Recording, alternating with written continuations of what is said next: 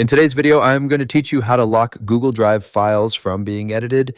Fix today here, let's begin. Start by opening your browser and going to googledrive.com.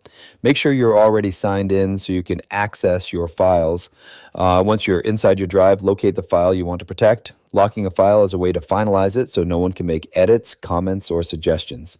Right-click on the file, then hover your mouse over file information. From the submenu, click Lock. Keep in mind, this option will only appear if you have editor or owner permissions. A confirmation window will appear explaining that the file will become read only for everyone. Click Lock to confirm.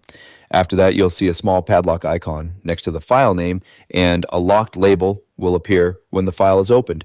If you ever need to unlock the file, right-click it again, go to File Information, then click Unlock. You can also open the file, click the Locked button in the top toolbar, and choose Unlock File from there. If you prefer to limit actions without fully locking the file, right-click the file and select Share. In the Share window, click the Settings gear icon in the top right corner. Look for the section that controls downloading, copying, and printing.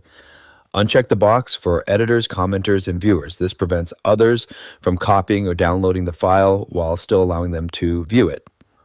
Click the back arrow, then click Done to save your changes.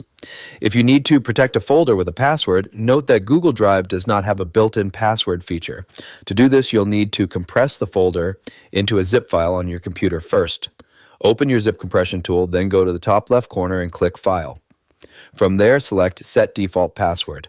Type your desired password carefully, then type it again to confirm and click OK. After that, upload the protected zip file back to Google Drive so it stays secure. And that's it for this tutorial. If you have any questions or suggestions, feel free to leave a comment down below. If you'd like to see more videos like this, the subscribe button is free and helps support the channel so I can keep making helpful tutorials for you. I'll see you in the next video.